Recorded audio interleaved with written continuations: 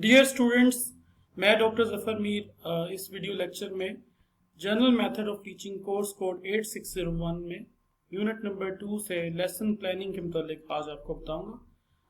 तो सबसे पहले मैं आपको ये बताऊंगा कि लेसन प्लानिंग से मुराद क्या है। ये एक सिस्टमेटिक प्रोसेस है टू प्लान द इंस्ट्रक्शंस या टू प्लान योर लेसन।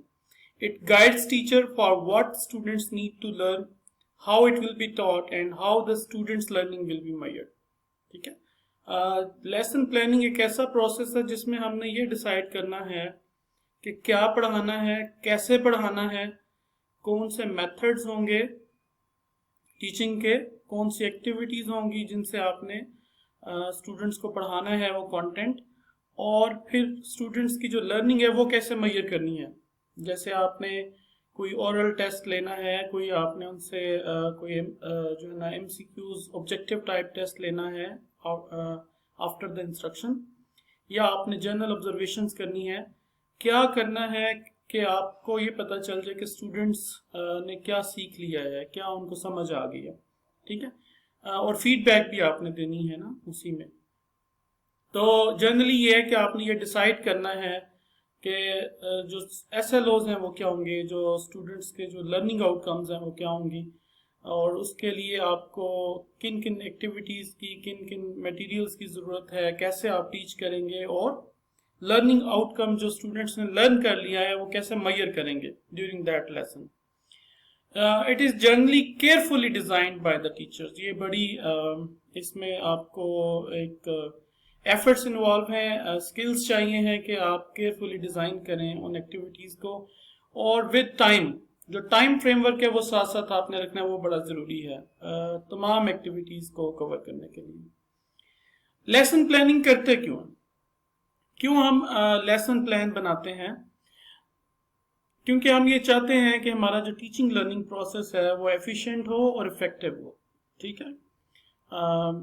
अब एफिशिएंट टीचिंग लर्निंग प्रोसेस से ये मुराद है कि आप मिनिमम रिसोर्सेज को यूज करें और मैक्सिमम स्टूडेंट्स लर्निंग आउटकम्स जो है ना वो अचीव कर लें। ठीक है, जो आपने डिसाइड किए हैं टीचिंग के लिए।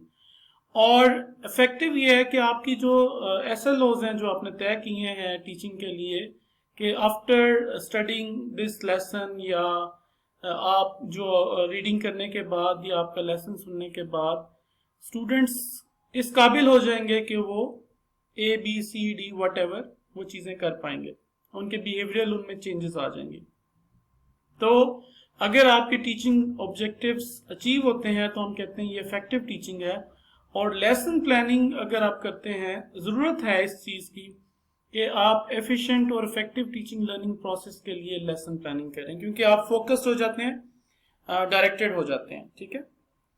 प्रोसेस क्या है? अगेन वो बात है कि what do I want students to learn, क्या मैं चाहता हूँ, वही SLOs क्या है, आपके लर्निंग ऑब्जेक्टिव्स क्या हैं जो आपने स्टूडेंट से आप एक्सपेक्ट कर रहे हैं। फिर उन ऑब्जेक्टिव्स को अचीव करने के लिए आप कौन सा टीचिंग लर्निंग एक्टिविटीज जो है वो डिजाइन करते हैं। ठीक है। और उसके बाद जब आप टीचिंग लर्निंग प्रोसेस कर लेते हैं तो फिर आप साथ क्या करते हैं, how will I check for understanding, assessment procedure कौन सा आप अडॉप्ट करें कि आपको पता चल जाए कि इनको कितनी समझ आ गई है, और दोबारा से आप इनिशियल स्टेज पे चले जाते हैं लर्निंग ऑब्जेक्टिव वाली।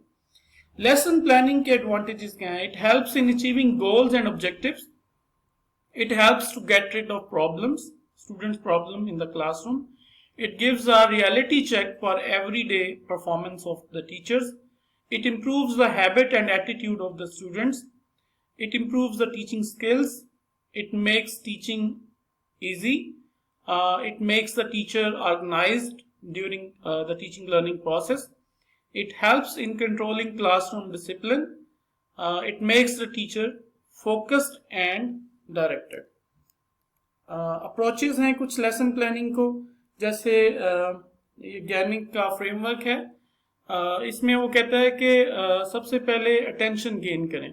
अगर आपने इंस्ट्रक्शंस देनी है तो सबसे पहले अटेंशन गेन करें। इसके लिए टीचर कोई ना कोई शुरू में जब इंट्रोड्यूस करवाता है टॉपिक को तो उसमें वो कुछ ऐसे बातें करता है जिसमें स्टूडेंट अटेंटिव हो जाते हैं। मिसाल के तौर पर आप ये कह सकते हैं कि आज का जो टॉपिक हम पढ़ने जा रहे हैं ये इसलिए इम्पोर्टेंट है क्योंकि ये एग्जाम में अक्सर आ जाता है। ठीक है, और इस पे क्वेश्चन जो है ना वो लाजमी बन जाता है। तो इतनी ही बात करने से, या आप ये कह सकते हैं कि ये जो आज का टॉपिक है ये हमारा बहुत ज़्यादा जो डेली लाइफ में जो है ना इसका इस्तेमाल है और हमें इसकी बड़ी ज़रूरत पड़ती है, तो इसको बड़े गौर से आपने सुनना है।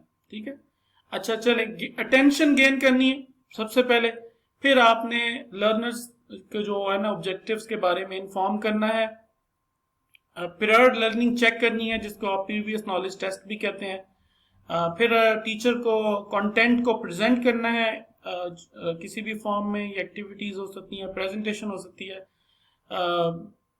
यानी जो पीके नॉलेज के बाद आपने अपना कंटेंट प्रेजेंट करना है जो भी आप टीच करना चाह रहे हैं। फिर आपने स्टूडेंट्स को गाइडेंस प्रोवाइड करनी है कंटेंट प्रेजेंट करने के बाद। ठीक है, और उनको फिर प्रैक्टिस करवानी है, जो आपने सिखाया उनको आप कहेंगे कि इनकी प्रैक्टिस करें। ठीक है, और जो वो प्रैक्टिस करेंगे उसके ऊपर आप फीडबैक देंगे। ठीक है, और फिर उसके बाद जब आप फीडबैक दे देंगे तो आप परफॉर्मेंस असेस करेंगे कि स्टूडेंट्स ने किस हद तक जो लर्निंग ऑब्जेक्टिव्स हैं वो अचीव कर लिए हैं। ठीक है, और उसके बाद आप उनकी इन्हेंस करेंगे रिटेंशन और and transfer to the job. ठीक है, उनकी जो रिटेंशन है उसको इन्हेंस करना है, वो आप उनको होमवर्क भी दे सकते हैं, वो कोई भी चीज़ ऐसी दें जिससे उनकी जो रिटेंशन है इस सारे प्रोसेस की जो उन्होंने सीखा है वो रहे। ठीक है, दूसरा है मेडलाइन हंटर्स जो मॉडल है, इसने क्या अप्रोच दिया है, 7 स्टेप्स फॉर लेसन प्लानिंग। ये कहते हैं प्रिपेयर, टीच एंड प्रैक्टिस, यानी 3 जो मेजर एरियाज में वो कहते हैं कि पहले प्रिपरेशन करें लेसन की, फिर टीच करें और फिर प्रैक्टिस पे लेके आए स्टूडेंट को कि वो इंडिपेंडेंट प्रैक्टिशनर या लर्नर बन जाए। अब सबसे पहले जब ये प्लान कर रहे हैं या प्रिपेयर कर रहे हैं उसमें ये एंटीसिपेटरी सेट, आप एंटीसिपेशन करते हैं चीज़ों की और फिर ऑब्जेक्टिव्स तय करते हैं टीचिंग के SLOs जिसकी मैं बात कर रहा हूँ, स्टूडेंट्स लर्निंग आउटकम्स आप तय करते हैं कि क्या अचीव करनी है। फिर टीच करते हैं, टीचिंग में आप डायरेक्ट इंस्ट्रक्शन भी देते हैं और मॉडलिंग करते हैं। ठीक है, उस चीज़ की मॉडलिंग करके दिखाते हैं उस कॉन्सेप्ट को। फिर उसके बाद चेक फॉर अंडरस्टैंडिंग, आप उनकी अंडरस्टैंडिंग चेक करते हैं। ठीक है, और ये डायरेक्ट इंस्ट्रक्शन, मॉडलिंग और चेक फॉर अंडरस्टैंडिंग ये टीच में आएगा। और उसके बाद आप उनको गाइड करेंगे प्रैक्टिस के लिए, यानी गाइडेड प्रैक्टिस आप करवाएंगे, यानी आप उनको हेल्प करेंगे, वो प्रैक्टिस करेंगे स्टूडेंट्स, और टीचर जो है वो उनकी हेल्प करेगा।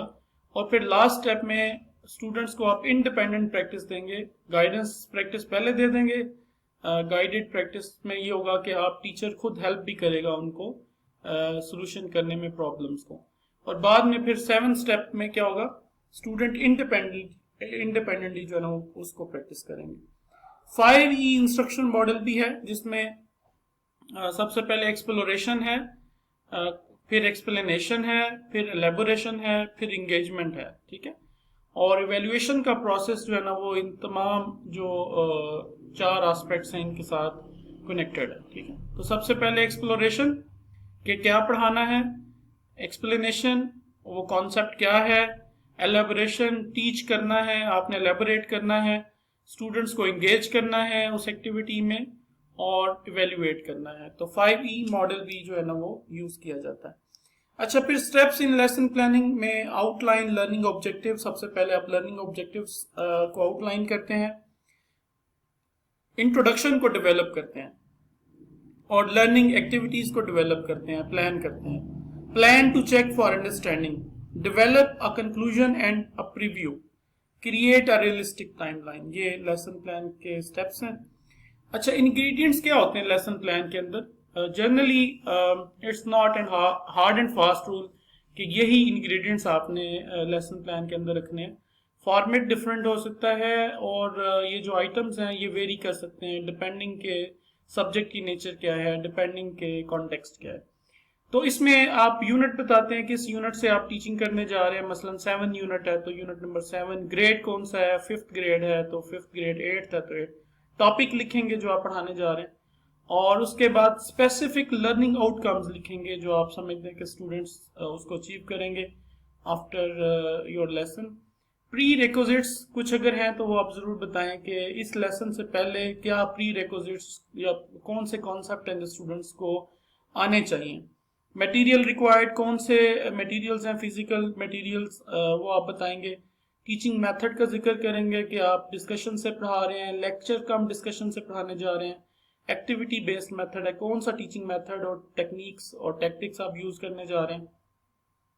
इंट्रोडक्शन देंगे टॉपिक का, उसके बाद प्रीवियस नॉलेज चेक करेंगे स्टूडेंट्स का, और फिर लेक्चर डेवलपमेंट आप लिखेंगे जिसमें प्रेजेंटेशन और डिफरेंट एक्टिविटीज़ जो हैं जो आपने प्लान की हुई हैं उनकी डिटेल होगी, और उसके बाद रिकैप्चुलेशन होगी, जो आपने पढ़ाया है लेक्चर दिया है उसकी रिकैप्चुलेशन आप करेंगे, और फिर असेसमेंट करेंगे जो आपने पढ़ा दिया है और फीडबैक देंगे, ठीक है, और उसके बाद होमवर्क दे देंगे।